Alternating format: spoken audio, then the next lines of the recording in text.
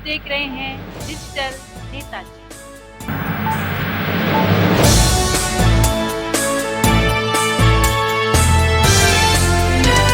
साथियों, सभी साथियों को जय श्री राम।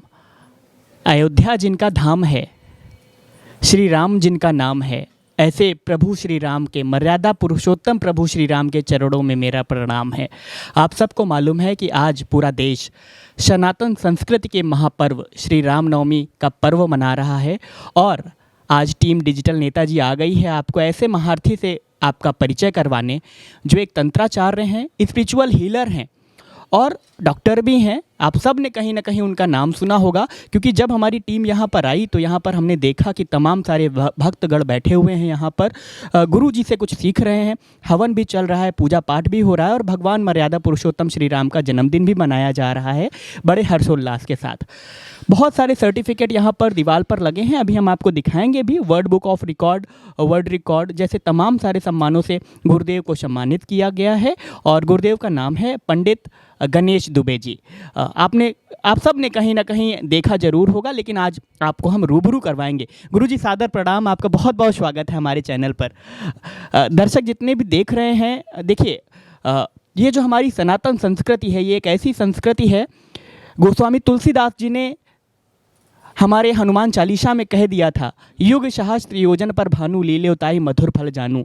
और जब उसका साइंटिफिक कैलकुलेशन किया गया तब भी पृथ्वी से लगाकर सूर्य के बीच की दूरी उतनी ही निकली। तो सबसे पुराना हमारा सनातन संस्कृति है, सनातन धर्म है। गुरु जी से बात करते हैं कि गुरु जी कैसे लोगों को हीलर बना रहे हैं, कैसे उनकी ज़िंदगी बदलने में, उनके चेहरे पर मुस्कान लाने में अपना योगदान दे रहे हैं। स्वागत है गुरु जी आपका। आप सबको रामचैत्र नवमी की बहुत बहुत शुभकामनाएं और आपके जीवन में खूब खुशियाँ रहें, हर्ष हो, मंगल हो और आप दिन दूनी रात चौगनी तरक्की करें, यही शुभकामनाएं, यही आशीर्वाद है। मैं आज के दिन सिर्फ आपको यही कहना चाहूँगा कि हमारा पूरा जो जीवन है, पूरी जो सृष्टि है, वो पुरुष और प्रकृति पे चलता है। एक स्थिर है और एक चलायमान है। जो स्थिर हैं उन्हें हम राम के स्वरूप में मान लेते हैं और जो चलायमान है वो हमारे भगवान श्री कृष्ण का स्वरूप हो गया। तो स्थिर होने के लिए आपके जीवन में जो कुछ भी है, सुख है, सौभाग्य है, वो सब स्थिर रूप में रहे और आपके जीवन में परमानेंट रहे। इसीलिए हम आज के दिन अपना नववर्ष आरंभ करते हुए चैत्र के महीने से और आप सबके जीवन में शुभ मंगल कामना करते हुए मैं यही कहूँगा कि आप मर्यादा में रहें। देखिए, आहार, निद्रा, भय और मैथुन ये हमारे पास भी है और जानवरों के पास भी है। डिफरेंस सिर्फ इतना आ जाता है कि उनका आहार, भय, निद्रा और मैथुन वो उन्होंने अभी तक अपने नियमों में रखा हुआ है, इसलिए प्रकृति का संतुलन बना हुआ है। लेकिन पुरुष जो मानव जाति थी, इसने मर्यादाओं की सभी सीमाओं को लांघ दिया है। हम किसी भी समय खा लेते हैं, किसी भी समय सो जाते हैं, किसी भी वक्त हमें किसी भी बात का हमें भय लग जाता है और किसी भी बात पर हम किसी भी समय कोई भी कार्य करने लग गए हैं। तो आहार, निद्रा और भय और मैथुन जो हम में और जानवरों में एक जैसा है, बस फ़र्क आ जाती है मर्यादा की। तो हम अगर मर्यादा में रहेंगे तो हम इस प्रकृति को बचा कर रखेंगे और साथ के साथ मैं ये भी कहूँगा कि मर्यादा के साथ साथ आपको ये संतुलन बनाकर ही रखना पड़ेगा, क्योंकि आपको ईश्वर ने विवेक और वैराग्य नाम की भी चीज़ दी हुई है। जो विवेक और वैराग्य है, इसका इस्तेमाल करें। आहार, निद्रा और भय, मैथुन, इन चारों को अपने जीवन में संतुलन में रखें और अपने जीवन को सामंजस्य के साथ और प्रसन्नता के साथ जिएं। गुरुजी, जैसे मैंने देखा कि यहाँ पर आपके नाम के नीचे एक शब्द लिखा है, पैरानॉर्मल हीलर। ये पैरानॉर्मल, ये ऐसी एक्टिविटीज़ होती हैं, तंत्राचार्य बोलते हैं इसको हिंदी में। और जो युवा पीढ़ी है, कहीं ना कहीं गुरुजी इन चीज़ों पर आजकल विश्वास नहीं करती है, लेकिन ये बहुत ज़रूरी है कि इन चीज़ों का जो एक अदृश्य शक्ति होती है, जो हमेशा हमारे सराउंडिंग में रहती है, हमारे ऑरा में रहती है। तो बस आपसे यही जानना चाहते हैं कि युवा पीढ़ी के नाम एक संदेश, क्योंकि मैं कॉर्पोरेट की बात करता हूँ, मैं बिजनेस की भी बात करता हूँ और सुबह से शाम तक गुरुजी 8 घंटे काम करने के बाद कभी कभी अभी कोरोना महामारी हुई, ऐसी महामारियाँ आती हैं कि लोगों का व्यवसाय मिनटों में अर्थ से फर्श पर आ जाता है और लोग सुसाइड कर रहे हैं, केसेस बढ़ रहे हैं। ऐसे में कोई एक ऐसा मंत्र जिससे अगर कोई युवा 2 मिनट समय या 5 मिनट समय निकाल कर भी करे और उसको सीधे सीधे फ़ायदा मिले। क्योंकि पहले क्या होता था कि पहले लोग पुस्तकें पढ़ते थे, 10 मिनट के वीडियोज़ देखते थे, लेकिन अभी सारी चीज़ें स्टेटस पर आ गई हैं, आदमी बहुत कम करना चाहता है। तो कोई एक ऐसा मूल मंत्र जिसको करने से उसको तुरंत मतलब इंस्टेंट फ़ायदा हो, प्लीज़ गुरुजी कुछ बताइए। देखिए, मैं आपके माध्यम से यही कहना चाहूँगा कि आज का जो युवा पीढ़ी है वो दो चीज़ों पे चल रहा है, या तो फेथ है या तो फियर है, या तो वो फेथ में एक्सेस में फेथ करके बैठा हुआ है या तो फियर से कि कारण वो डरा हुआ है। तो इन दोनों की ज़रूरत का बैलेंस करने की ज़रूरत है। और साथ में जहाँ तक रही मंत्र की बात, बहुत प्यारा सा मंत्र है, ओम इग्नोराय नमः। आपके जीवन में बहुत सारी ऐसी चीज़ें आती हैं, जो ऐसे कष्ट आते हैं जहाँ आप बेवजह उलझते हैं, उनको इग्नोर करने की ज़रूरत है। किसी ने ऊंची आवाज़ में बात कर ली, किसी कोई परेशान है, उसने आपने कड़वे शब्द बोल दिए, आपको किसी ने इग्नोर कर दिया, आपको किसी ने अप्रिशिएट नहीं किया, आपको आपके स्टेटस पे रिप्लाई नहीं दिया, इंस्टाग्राम में आपकी पोस्ट को लाइक नहीं किया, इन सब छोटी छोटी चीज़ों को इग्नोर करके अपने परिवार के साथ, अपने बंधुजनों के साथ समय बिताने की ज़रूरत है। आज सबसे ज़्यादा अगर ज़रूरत है तो हमें डिजिटल डिटॉक्सिफिकेशन की ज़रूरत है, कि हमें डिजिटली अपने आप को डिटॉक्सिफाई करने की ज़रूरत है। कुछ पल, कुछ सेकेंड हम सब चीज़ों को छोड़कर अपने आप एकांत में बैठें, अपने समय के साथ बैठें, अपने परिवार के साथ बैठें। तो इग्नोर करें, डिजिटल डिटॉक्सिफिकेशन करें, और साथ में अगर आपको मन की शांति के लिए काम करना है तो गायत्री मंत्र का पाठ करें। उससे आपको बहुत आराम मिलेगा, बहुत सुविधा मिलेगी। नहीं तो राम के नाम में तो सारा संसार समाहित है। क्योंकि मरा मरा कहते हुए अगर वाल्मीकि ब्रह्म ऋषि हो सकते हैं, तो हम और आपके पास तो बिल्कुल सीधा नाम राम का है। तो राम का नाम जपें।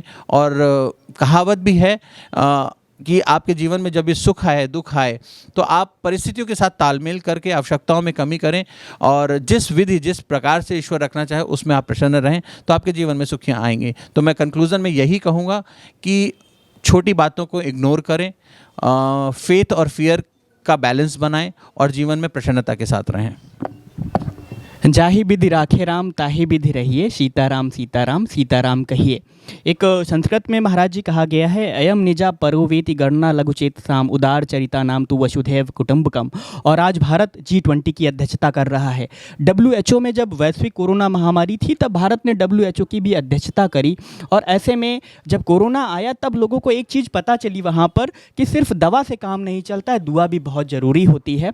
तो ऐसे में आप नए भारत को, क्योंकि ये वसुधैव कुटुंबकम का भारत है, और हम हमेशा बात करते हैं सर्वे भवन्तु सुखिनः की, सर्वे सन्तु निरामयाः की। तो नए भारत को आप कैसे देखते हैं? जिस तरीके से पिछले 5-6 साल में बहुत बड़े बड़े फैसले आए, राम मंदिर निर्माण का जो 500 साल से मामला रुका हुआ था, उसका भी फैसला आया, तो कैसे आप देख रहे हैं इस चीज़ को? देखिए, जहाँ तक रही वसुधैव कुटुंबकम की बात या सर्वे भवन्तु सुखिनः की बात, ये तो हमारे और आपके रक्त के एक एक कण में मिला हुआ है।